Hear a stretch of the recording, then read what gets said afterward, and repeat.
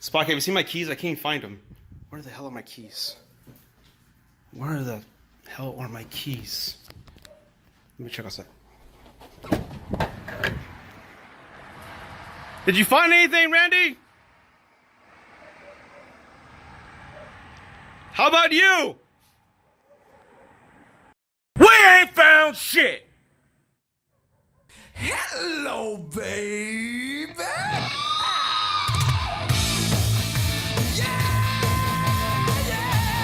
Hi, and welcome to Rudy's Movie Reviews and a new segment called Rudy and his Super Friends, where I periodically bring my part-time gay lovers on camera to discuss classic 80s films. Randy, I call him Randy Watson. That's not his last name, but Randy Watson. It just sounds Randy great. Watson. Yeah, give it up for Randy Watson. That boy is good. Randy will be joining me periodically on videos. We'll be talking about comedies, and we're going to be talking about Spaceballs, the Mel Brooks classic. Let's get started. Okay, Let's get deep in those balls. Well, let me ask you this, so to get you talking. What makes Spaceballs so funny? I am going to kick your ass. What makes it so funny, you jerk? Well, what makes Spaceballs so funny? Mm-hmm. I mean, aside from the cast, the parody aspect of the movie, riffing off of Star Wars a bit. And Star Trek. And Star Trek. I mean, it covers a lot of different things here. I mean, essentially, at its core, the fact that it's a Mel Brooks movie. I mean, Mel Brooks, anything is generally funny. Yeah. I've always really had a deep appreciation for his different movies, you know, Blazing Saddles, Men in Tights. Yes. Blazing Saddles is my favorite. Life Stinks, you know, just all these different movies that he goes about doing. He's always had that knack for comedy. Mm-hmm. And so funny, we've seen that in Mel different Brooks anything generations. generally It's just, you know, going to get a good line out of me. Scary movies are nowadays doing it. He's at the essence of why this movie really works versus... Because anybody can do a parody. To be honest, I stopped listening about 2 minutes ago. Good. I was waiting for you to cut me off. Yeah, I'm like, he's just like rambling. You know, I'm gonna cut like a minute off that damn answer. But to your point, Mel Brooks, what I love is the humor, and it's a damn shame that film in a way couldn't be made nowadays because in every Mel Brooks film, obviously he's Jewish and there's a lot of Jewish puns. Yeah. And again, disclosure, I'm going to use the word Jewish a lot, but it's only because I saw the director's commentaries. Okay. And he did use the word Jewish over 50 times describing things. For example, like the first audio clip you hear in the director's commentary is that Spaceballs was made by 2 Gentiles and a Jew. Spaceballs is the brainchild of not one Jew and 2 Gentiles. Mel Brooks, Ronnie Graham, and Tom Meehan. Back to my point. Things are so PC nowadays, and what I love is Mel Brooks' humor. It's classic, and there are some racial undertones in there, and you know, puns and gags toward all races, man. Yeah, racial, sexual, you name it. The jokes are there, and I love it. And that's what just cracks me up. Is like, for example, and again in the commentary, they're asking what his inspiration was. He goes, well, he wants to see. Take Star Wars, because he had to make a movie in space. He did the Western, he did the black and white, you know, Young Frankenstein, but he never did space. So he goes, I'm going to take the Star Wars and Star Trek universe and make it Jewish. So that's what he did, you know, with Druidia and all that stuff like that. So he went that route, and it's funny because you can't make films like that anymore. It's a classic. That joke. It had to be a Jewish princess. No, you have to do the whole thing. That's all we needed. A Jewish princess. Funny. She doesn't look Jewish. Funny, she doesn't look Jewish. I mean, you're trying to get me to follow. Okay, I'm like, okay. Like, funny, she doesn't look Jewish. But is this... a lot of critics nowadays say it wasn't a perfect movie. Hold on. Spock? For the love of God! Spock, just so you guys know. Super horny little dog. He is horny. So don't worry. I haven't got him neutered, so he was humping Randy's leg off camera. He was. Anyway, what was I saying? Okay, a lot of critics use the movie, it wasn't a perfect movie. Yeah. I don't like that term because nothing's perfect, dude. I mean, there's certain films that are great and all that, but I will say that this film is one that I would consider perfect. It's one of those movies, I'll even say RoboCop's a perfect movie, even Shawshank. But it's one of those movies that I've seen countless times. Yeah. And I was cracking up. As a matter of fact, I recorded myself laughing, so just watch this real quick. Who is he? He's an asshole, sir. I know that. What's his name? That is his name, sir. Asshole. Major asshole. His cousin? He's an asshole, too. I just made first-class Philip asshole. How many assholes we got on this ship anyhow?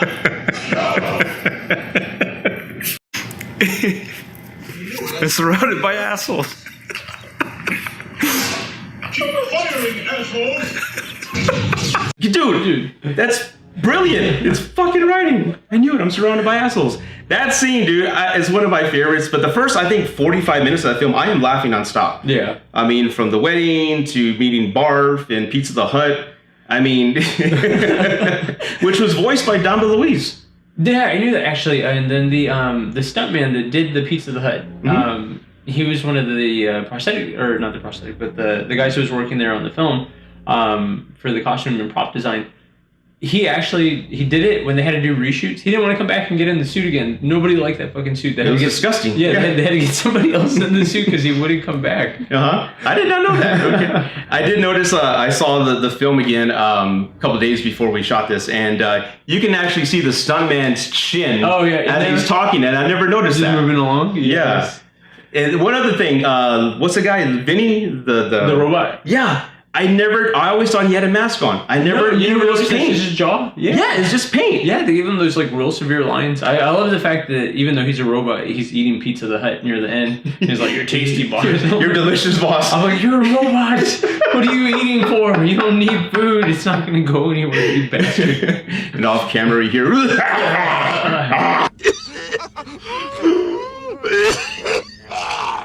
So fucking greased. Oh, god damn. That movie, man, God, memorable character, of course. It's a pun to Java, the Hut. And all that. For those who don't know, Java, the Hut, like coffee. That's interesting fact I just discovered. The scene where Lord Helmet is playing with toys. Okay. And the other scene where like merchandising. That's where the real money's at. That whole Merchandising, where the real money from the movie is made. Spaceballs the t-shirt. Spaceballs the coloring book. Spaceballs the lunchbox. Spaceballs the breakfast cereal. Spaceballs the flamethrower. That kids love this one. thing. Mel Brooks wrote a letter to George Lucas asking, "Hey, I want to do a parody based on your universe and all the sci-fi movies out there. With your permission, do you agree with it?" And George Lucas said, "Yeah, I have a great faith in your judgment. Go right ahead, but you cannot make toys." Because that's my ball game. Merchandising? Yeah, so that is why, to this day, we've never seen like Spaceballs toys like we do, like the Star Wars toys. Okay. Well, that would explain the jokes in the movie, though. Yeah, it's like if we can't, sell toys, we're just gonna fucking make fun of that whole circumstance. I always wanted that flamethrower. I wanted the breakfast seal and what else? You notice the coloring book is actually a Transformers coloring book. Yes. It has Optimus Prime on the cover. All that, that's where the real money's at. So yeah, that whole sequence was just a. Not a fisting, just a little jab to George Lucas for not allowing Mel Brooks to make toys. Hey, we still got a way of doing something there. I haven't seen toys. Actually, I was looking for a Pizza the Hut toy for years. I couldn't find one. You could just buy a pizza and you'll have a weekly toy. The Put same, some googly eyes on it. It's not the same thing. Make it talk to you. It's your friend. It's not the same thing. All right, whatever.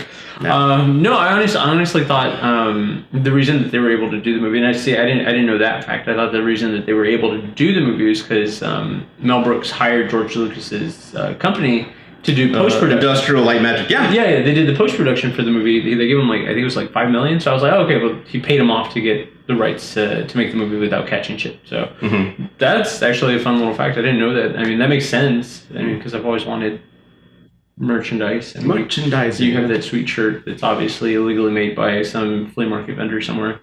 But side note, Princess Vespa was hot. Carrie Fisher was cute, but Princess Vespa was hot. They had really good casting. Yes. Speaking of Vespa, you reminded me of a scene. For those who don't know, I'm 50 and Randy's like 31. So I am a lot older than Randy. I actually saw Spaceballs in the theater back, I think it was 86, 87. And so you guys... I was 10. I was born in 77, so I was 10. I was about 8 months old. when Yes. Spaceballs came out. Yes.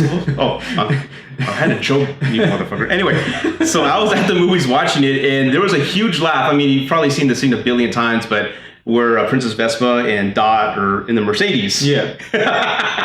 Flying because she just left her wedding, and Dot's talking to Princess Vespa, and she's like, what?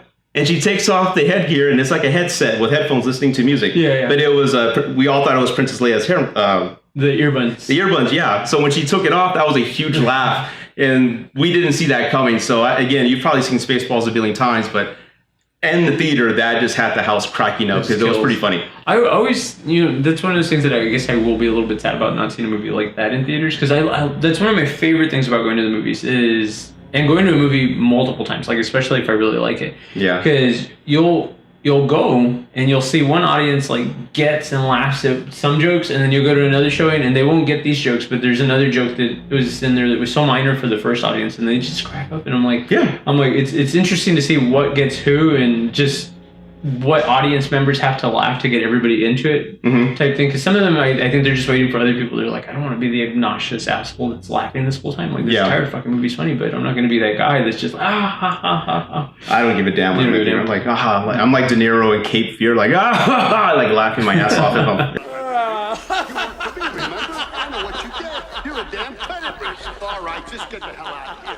What are some of your favorite scenes? My part-time gay lover. Let's see. Favorite scenes. Well, obviously the aliens throw out there in the diner. Oh yes! Hello, my baby. Hello, my darling. Hello, my ragtime dog. Hello, my baby. Hello, my honey. Hello, my ragtime gal. And it's that frog that never sang in front of anybody. Yeah, from the Warner Brothers, the Warner Brother frog. Yeah. That has to be one of my favorites from the movie. Just cracks me up every time. And I know it's coming, so I'm sitting there and I'm just like, that's one of those moments. It's like, don't laugh. You're stupid because you laugh every fucking time. Yeah. It comes out and there I am. It's funny. It's funny, and they even have the same actor from Alien. Yeah, which makes it better. Oh no, not again. Yeah, it just makes it perfect. Not again. No, not again. And actually spoofed that scene. Oh no. Not again. What other favorite scenes do you have? I'll go over my list. Okay. Let me see. So another favorite scene, jam. When they get jammed, the literal jam coming out of the monitor. I'm like, okay. Yeah. Sir, it appears to be jammed. Jammed. Raspberry. We're gonna ignore the fact that this is a space movie. There's no way jam would actually come out of that monitor because it hit the satellite up there. That's what makes it funny. Fucking impossibility. Yeah. Those moments when you get really critical about something, when you're watching something as ridiculous as a space movie where they shot a little jar of jam at a satellite to freeze your signal. Yeah, the one thing that I get critical about is they wouldn't come out of the screen. There's no fucking way. But I like that scene just because of that, because every time I'm like, no, it doesn't work. Yeah. Science. We're having trouble with the radar, sir. You don't have to use it. We're right here. We're having trouble with the radar, sir. We lost the poops, the swoops, and the mooms. The what? Oh, God. I can quote that movie like nobody's business, man. Did y'all ever notice in the movie when they're doing that scene with when the camera zooms in and it hits him in the face, did y'all ever notice that Colonel Sanders looks at the camera and then moves out of the way? No. yeah, that's right. Yeah. That's Martin off camera. He'll be in the next video. Oh, God. I'm going to have to... Yeah, he sees it coming, right? He goes off camera. That's right. One man, like zooming in, and then you just see Colonel Sanders just like, There's only one man who would dare give me the raspberry. Lone Starr. My favorite scenes. Okay. My favorite scenes. God. I've been quoting this line since I was a kid before I can curse. But it's the end where, Mega Maid, she's self-destructed, and the head falls on this island. And you see two horsemen show up, and you don't know who they are at first. And again, this is one of those laughter moments at the theater where you see it at home, and I think it's funny, but in the theater, people were cracking up because two guys show up on horses. Yeah. And lo and behold, they're apes. And what's that coming out of her nose? It's like, oh, Spaceballs. Like, oh shit, there goes a planet. Oh, shit. There goes the planet. Scene where Princess Vespa, they finally get her Mercedes with the tractor beam, they bring her in. Yeah. And they're about to go into the Mercedes. Lord Vader's like, oh, I'll handle this myself, because that one soldier's going to go to the Mercedes. He goes, Jawohl, Lord Vader. And that's Hold it. I'll handle this personally. Jawohl, Lord Helmet. German for yes, sir. Oh, shit. And that's why Rick Moranis is just like,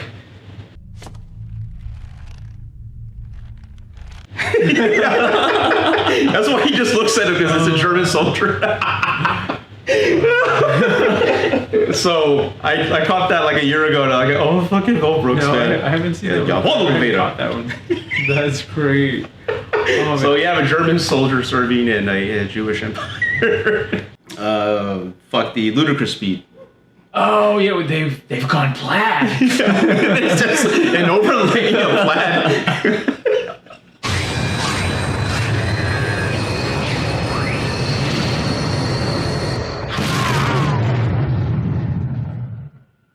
What the hell was that?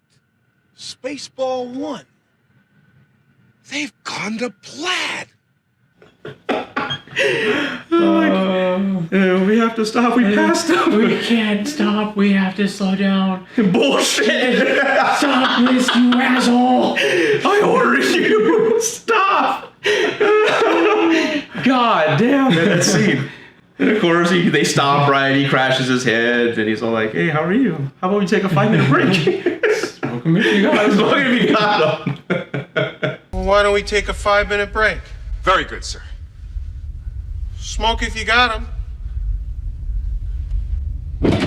Spaceballs, man. Again, it's an awesome comedy. I'm sure you've seen it, just like we have. It's one of those classic films that I love. It's one of the best. Anything else you want to add to it, man? Anything else we're missing out? Just she goes from suck to blow. She does it so well. It's Mega Maid. She's gone from suck to blow. What? So any final thoughts, Mr. Randy, on Spaceballs, the film? Spaceballs, the film. I'm glad they never made a sequel. Weren't they supposed to make one? The Schwartz Awakens? They talked about it recently. Yeah. Like in the past couple of years, they've been talking about it. But I'm actually glad they did it. I'm like, don't touch it. Don't go back there. I mean, you're obviously not going to have a majority of the same cast. You'll be able to get Mel Brooks, Bill Pullman, maybe. I don't know who else is And you see what I mean? Yeah. I mean, you wouldn't be able to do it, and then it would just be like, oh man, that sucks. Yeah, so-and-so's missing, yeah. Yeah, so I really miss this person. But it won't capture that same magic as the first time around. So As for me, Spaceballs is a classic. Of course, you have to own it. It's one of the required films in your catalog. It's one of the best comedies of all time. Mel Brooks himself is just amazing. And like I said, the one thing I love about the film is the humor, how it really is, and it's built in it's written in a non-PC way that unfortunately cannot be made nowadays. Yeah. You mentioned Blazing Saddles. Blazing Saddles is my all-time favorite Mel Brooks film, and I would love to review it, but I'm scared to touch it. Yes, because I don't want to bleep out anything, and I want to present it the way it was made, and Excuse me while I whip this out. I feel like you could though. I mean, look at The Office, because The Office can still be watched as is, and The Office has plenty of jokes that you're just like, you look at that, and you're like, oh, nowadays you can do that, right? You can't say that. They say the FAG word on there multiple times in one episode. Really? Were they out Oscar? I have never seen The Office. Oh, well, why? I don't know. You're bringing up a point, so I'm just like nodding, like, oh yes. You nod and you make me think that you watch these things, and then I go with it. I've seen a few episodes. Okay, I've seen a few episodes. Not every one of them. There's an episode where they out a gay man named Oscar, but they use that word a lot, and I'm just like, wow, you wouldn't even go there nowadays. Like, you would get sued or something. You know, you get destroyed on Twitter and all. Yes. That. Like, social media would just kill you, and your show would be over. Yes, that's People true. would be fired. Actors would quit and say, I'm sorry that I said that. Yeah, you would lose your job and all that stuff. Yeah. So anyway, yeah, it's a shame that movies like that can be made nowadays because they hold up, and I love it. And if you haven't seen it, I recommend it. We didn't spoil the ending, right? No? But it's a great film. You have to check it out. Definitely. So if you don't, don't come back to the channel. Cause, Yeah, just don't. You're not the type of people that we like. Yeah, we don't want your kind. So anyway, for those still watching, thank you, all three of you. We appreciate it. And we'll see how this goes. I'm gonna have another guest in my next video. It'll be Ghostbusters. I'll be talking Ghostbusters with my man, Martin the Johnson. So that'll be up in the next couple months or so look out for that. But yeah, I just wanted to try this. It's a new format. I've never had anybody here in my living room. I had fun with it. I hope to be back. If I'm not, he hid the body somewhere after molesting me. We'll see what From they this say. couch. If you want Randy back, please put comments below. If you want the dog back, please put comments below. I think they want Spock back. Yeah.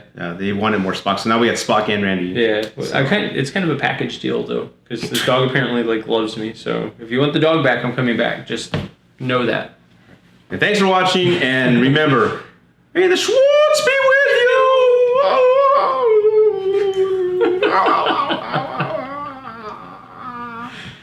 That's my Mel Brooks impression.